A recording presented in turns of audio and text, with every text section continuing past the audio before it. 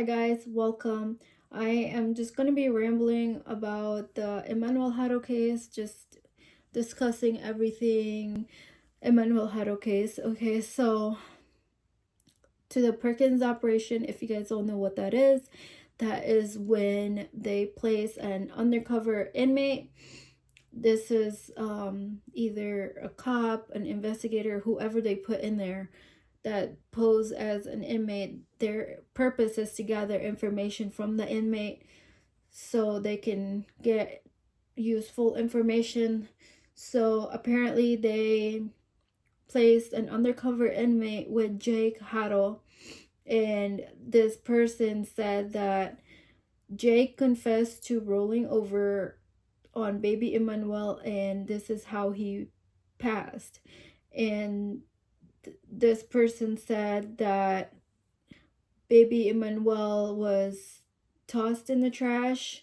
So if that's true, then he could be in the landfill or that spot where he was spotted at on that highway. This news came from Brian Enton, and Brian Enton, if you guys don't know who he is a reporter, pretty reliable on his report, and he had said that he doubles down on this. He has a very reliable source, and this came from his source.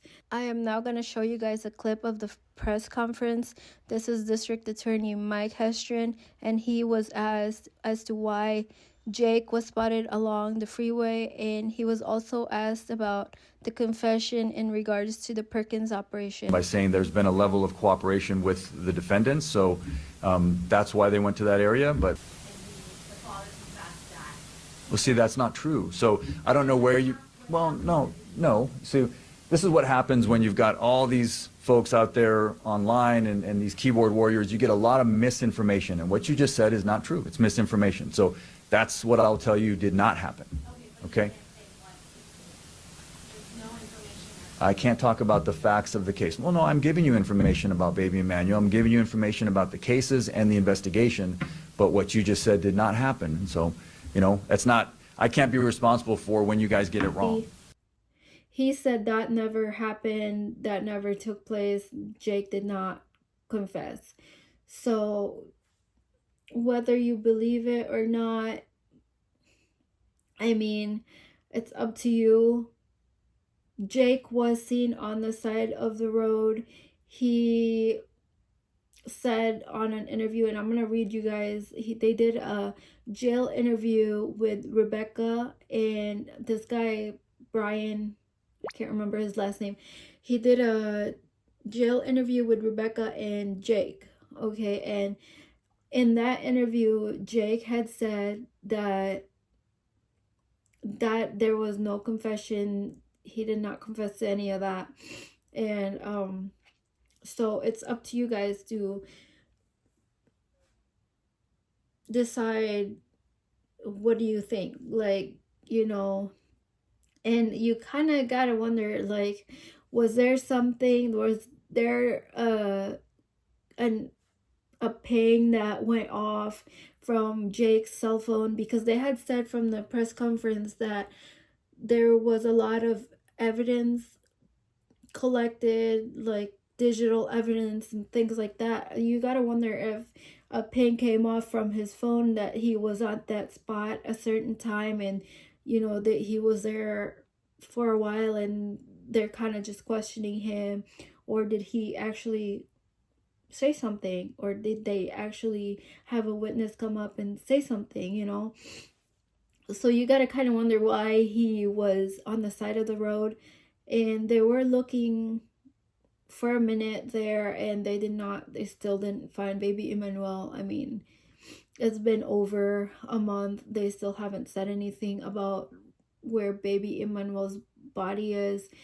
I mean, they said from the press conference that they had a pretty good idea where baby Emmanuel is, but they still haven't released anything. I mean, in California, it said that you don't need to have the body to have a conviction. Like, you just need a concrete evidence apparently, or something like that. I can't remember. I'm gonna correct myself if I'm wrong, but you don't need the body to charge somebody with, Also, the grandma said that during the football game, the baby was in the truck because baby Emmanuel didn't have his shots. People are saying that baby Emmanuel was not vaccinated and things like that. But Jake apparently said that this is because the doctor's office did not have vaccines, and it's because, and everybody can speculate this because, it's pretty obvious. If baby Emmanuel was being harmed at home, do you think Jake and Rebecca would take baby Emmanuel to the doctor's office? Because the doctors, it's their duty to report if something is wrong at home, okay? If they suspect that the baby or a child is being harmed, they're gonna report that to CPS and to the police. There's no way. I think that's why he was not taken to the hospital or to the doctors, and that's why he hasn't had any doctor's appointment. I think that excuse about how they're just trying to keep him safe, an excuse as to why he wasn't there, because Isabel, if you don't know who Isabel is Jake's first wife, okay? And their son Eli is the kid that they went to the football game for, and this is the child that Rebecca and baby Manuel was trying to get a mouth guard for. And if she said that she did not see baby Manuel that day, so, and then the grandma is saying that the baby was in the truck during the football game. I think this is a bunch of baloney that they came up with, just an excuse. But I mean, the grandma supposedly didn't even meet baby Emmanuel yet. But then she's over there giving an interview saying that, oh, Rebecca's a great mom, she wouldn't harm the baby, this and that. You haven't even met the baby, apparently. And she only lived 30 minutes away. So how did you know what was going on? But yeah. They're not going to hurt that baby. That couple were just homebodies. The baby's grandmother is adamant the couple is innocent. She says Emmanuel is her daughter's pride and joy and that she waited years to have a baby boy of her own. The grandmother also says investigators asked her daughter to take a lie detector test, but her husband said no until they had a lawyer. She's just going crazy, she can't handle it anymore. She says her daughter is receiving death threats and her 2-year-old has been removed from the home. I think she was just trying to defend Rebecca because, after all, Rebecca is family to her, even though allegedly she did not even meet Emmanuel. So how would you know what was going on every day? Yeah. There's also people saying, and I don't know if it's just rumors or what, that Rebecca was seen at Home Depot with baby Emmanuel, and people are also speculating that she bought hacksaw and lye. And I mean, we don't know. I haven't seen any videos. I mean, all this stuff is going to come out in court, but I mean, that's pretty messed up, But they did find a lot of blood in their home, so you kind of gotta wonder. It's hard to think about, to be honest. It's all hard to think about. There's also a woman from TikTok who tried visiting Rebecca in jail, okay? I mean, I'm not judging. I mean, I don't know what the purpose of that was because I can't speak for her. I don't know what the purpose was, but you kind of gotta wonder, like, what is going on with people? I mean, what makes you want to meet with a child allegedly somebody who harmed their child. You know what I mean? Like, what is... So I sat there, I was there for about 5 minutes, maybe a tiny bit over 5 minutes. I'm thinking about what am I going to say to her if this, if she comes. All of a sudden, I see the inmate elevator door open, you guys. It was Rebecca and 3 other inmates. It was inmates, I keep saying that. It was 3 other deputies, you guys. It was a deputy holding one arm and 1 deputy holding her other arm. There was another deputy in the back of them lingering. She had shackles on her hands, and they were like resting in front of her stomach. She was wearing light blue clothes, pants, and light blue shirt, and her hair was in a French braid all the way to the back. So it was part like this, and then it went like French braided all the way to the back of her head and the back of her back. She did not have bruises on her face. She had no bruises, no black eyes. She actually looked very revived. She doesn't look like her face is swollen, like she's been crying. She's not tired. She looks like she's refreshed actually. She looked really eager to go to the visit, you guys. She looked very eager. And as soon as she seen my face, she realized she didn't know me. She looked at me. She looked at the deputy. She looked at me. She looked at the deputy and said, "I don't know her." The deputy seemed very confused, and he looked and said, "Huh?" And she said, "I don't know her." And then he looked at me and said, "Who are you here for?" And I said, "Rebecca." And I pointed at her. I said, "Her, Rebecca." She looked at me again, and she even squinted and kind of like leaned in a little bit to look at me again. And I'm like this. I'm sitting right there with a smile waving. And the deputy goes, "Who are you here for?" I go, "Rebecca." And she goes, "I don't want to talk to her." And he goes, "She doesn't want to talk to you, ma'am." I go, "Okay." And that was it, you guys. That was it. I can't believe I was 5 feet away from her, though. Yes, there was a glass in between us, but it was very close. And she looked like kind of scared, I want to say, when she seen me. She looked eager at first. I feel like she was hoping or thinking it was a family member, maybe, I don't know who else. I'm not sure. But that's what happened, you guys. I really, really, really wish I would have said something, because I know that they can hear. We were talking. And we can hear each other through the glass. So I really wish I would have been like, "Rebecca, I'm not here for negativity. I'm not here to talk about the case. I'm just here to simply, be here for you and talk with you. You don't have to talk back." I just wish I said something like that, you guys, but I didn't. I was a little nervous, I'm not gonna lie. But you guys, my next plan for this, I'm gonna write her a letter. I have a letter started. I'm gonna finish it today, and I'm gonna mail it out today, you guys. So that is what happened today. I did attempt to visit her. It got closer than I thought, you guys. It got closer than I really thought. So we'll try it again, you guys. When I write her a letter, that way she can put a face to me. It's not just someone out there in the public. It's the girl that tried to visit me. So that's my plan for the... You guys, I can't with the comments. Somebody said, "You should have said hola." And then another one said, "You're weird for thinking you can just go visit Rebecca." Somebody else says, "This can't be real. You're a weirdo. LOL."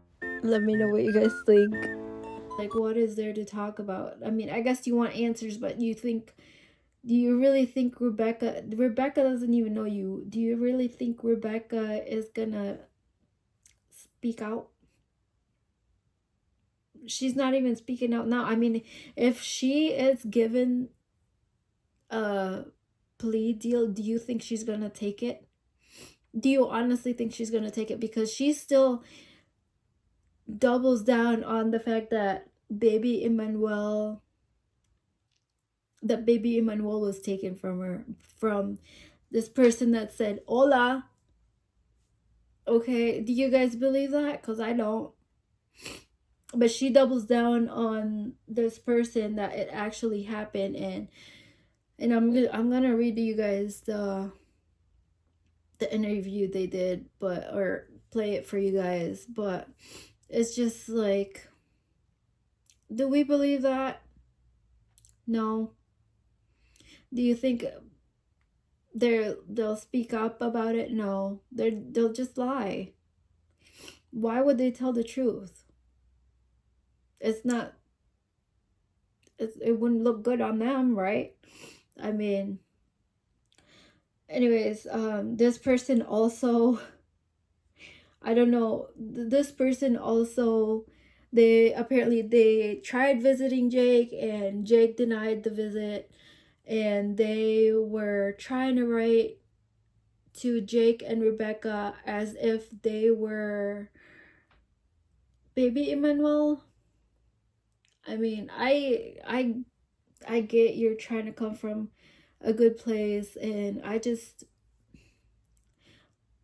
they're adults, okay? They know what they did is wrong, and like, how could you, your child, your baby, you're supposed to protect and care for, like, how could you do that to your baby? Maybe Rebecca is suffering from battered syndrome, whatever they call it, but like, I don't know, it doesn't seem right to be writing them as if they're baby Emmanuel. I don't know, maybe you guys can comment and let me know what you think about it, but yeah, on that interview with Press Enterprise with Brian Rokos, okay, this is the reporter that went and seen Rebecca and gave her an interview and wanted to see her side of the story. Okay, this is what she said. Quote, "I will not give up. I will not give up on my baby," Haro said on August 24th in jailhouse interview with Southern California News Group reporter. She maintained that Emmanuel was kidnapped. She says over here, Haro shook her head side to side when asked about widely circulating rumors that days before she reported the kidnapping, she went to the Big Five, told employees that her car had been burglarized, and asked whether the business had surveillance cameras. The sheriff's department did not respond to questions about the claims. Rebecca says, "I want to be looking for my baby," Haro said, appearing to cry. The crying, the commitment to finding Emmanuel, and her account of the boy's disappearance, however, have all been called to question by investigators and the public, because if you've seen the video where they're pleading for help, she goes, but she didn't have any tears. She had crocodile tears, okay? And I think the Brian Rokos here said that she did not have any tears when she was talking about baby Emmanuel. She just looked sad, but she wasn't really crying. And it says right here, Haro said Sunday that she married Jake Haro in 2021, aware of his previous child cruelty case, and that their relationship has been quote-unquote wonderful. She says, he treats her well, she said, and the same goes for her 16-year-old child, a stepchild to Jake, and the couple's 2-year-old daughter, and Emmanuel. He's a good dad, she said. He would never hurt a baby.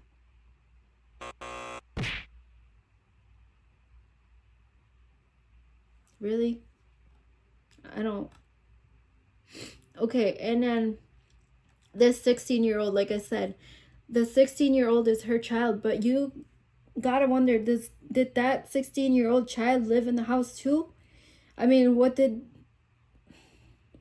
I can't even imagine if he or she lived in that house. What did they see? The 2-year-old too, that's now taken by CPS. What did that child see? I mean, you exposed that child to horrible things, like. And then I'm gonna read you guys what Jake said about what happened.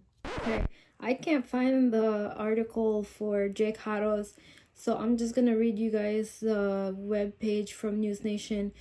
Okay, Jake Haro says he was the fall guy in daughter's abuse case.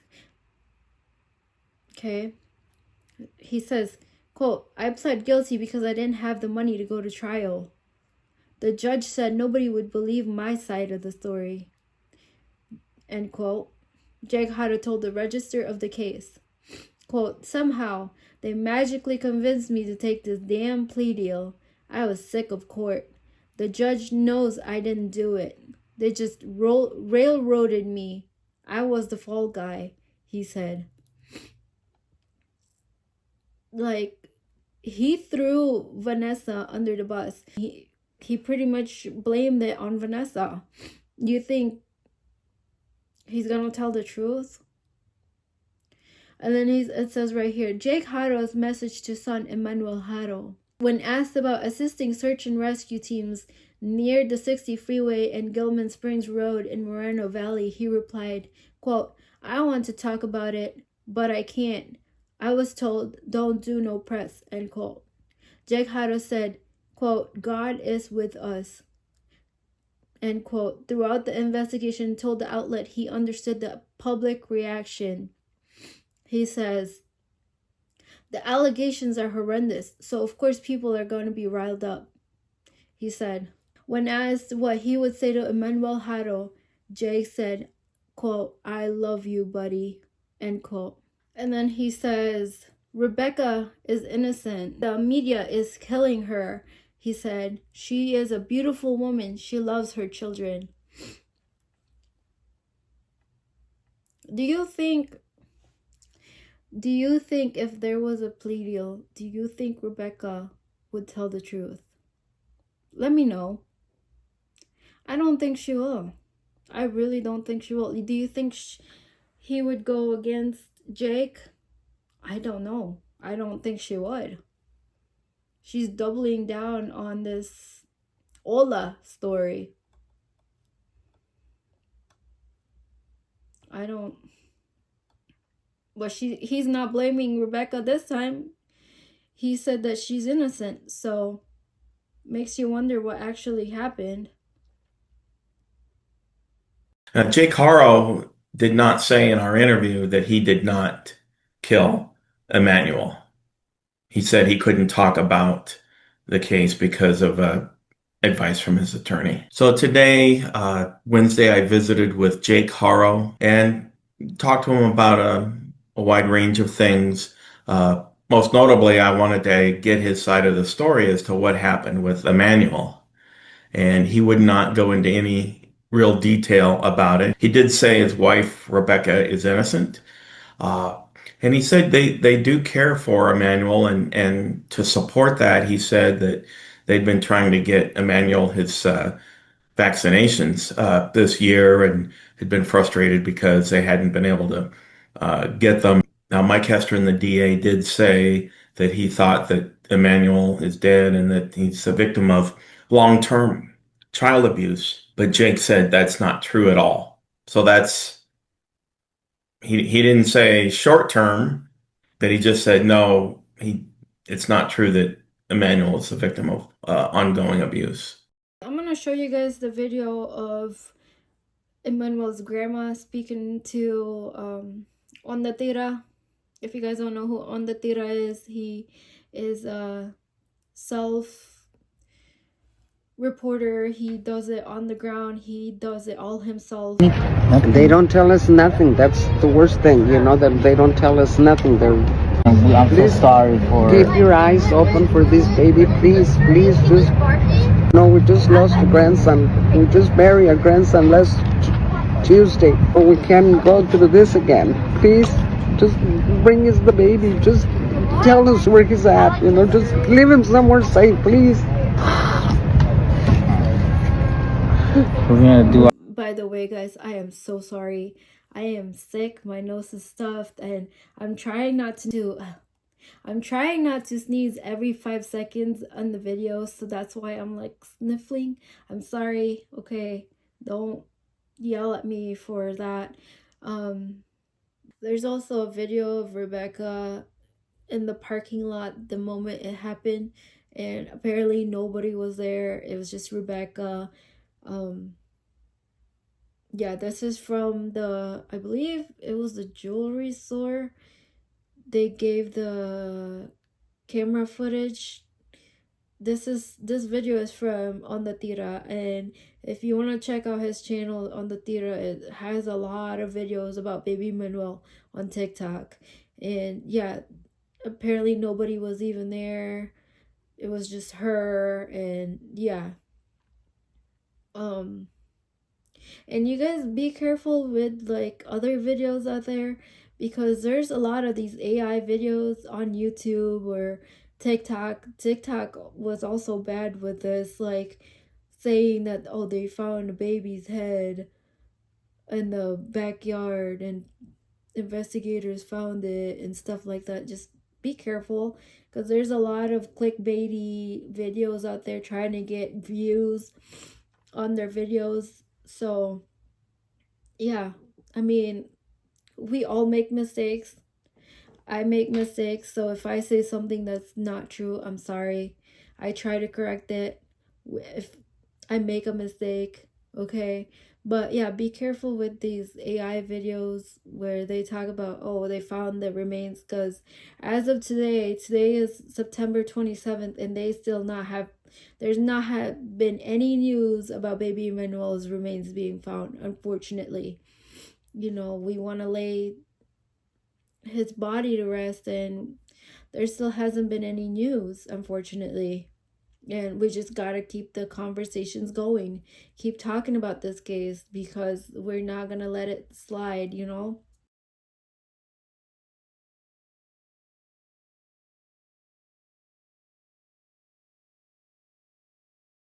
Also, okay, if Rebecca is innocent, maybe she didn't harm baby Emmanuel, she's not 100% innocent, okay? If she knew what was going on in that house, okay, you didn't speak out. You did not stop. Maybe you did stop something because her left eye, under her left eye, she had a black eye. Maybe she did try to stop it. Who knows? But you did not get your baby out of that situation. You had 2 other kids in that home, maybe 3, the 16-year-old. I don't know if she was living in there, but you did not take those kids out of that situation. You didn't. And then look what happened. Okay? A baby was unalive. Innocent child. Can't protect himself. Can't. Ugh. Breaks my heart. But you did not do your job as a mother. You did not take your child away from danger. You didn't. I'm sorry. You could say that you're innocent, you know? And the whole thing that's happened is all alleged, okay? They're not convicted of anything yet. But I'm saying you did not take your child away from the man that was already convicted of hurting his 10-week-old baby. You did not get him out of that situation. You didn't. You failed him. And that's the truth. And now you gotta live with that. And maybe she cared more about Jake than she did her kids. Maybe. I mean, how could you go 11 years?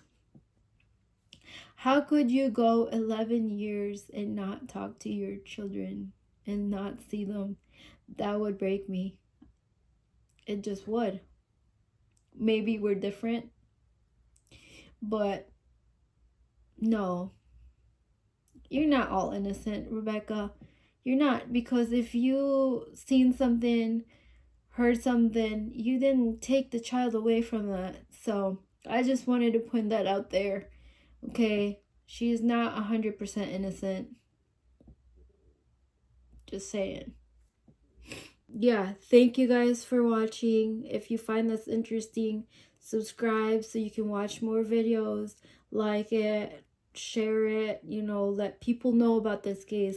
And also, I'm gonna drop the link for baby Emmanuel's, what do you call it, the law they're trying to pass for baby Emmanuel, so babies or children don't go back to their abusers. And I think this petition is great. I think everybody should sign it, because there shouldn't even be a law for this, okay? It's just mind-boggling why this doesn't already exist, okay? Just common sense. Why wouldn't this be already a thing, right? Okay, so I'm gonna link that in the description if you want to sign it. I think it's a great thing, so check it out. Okay, thanks guys. Bye.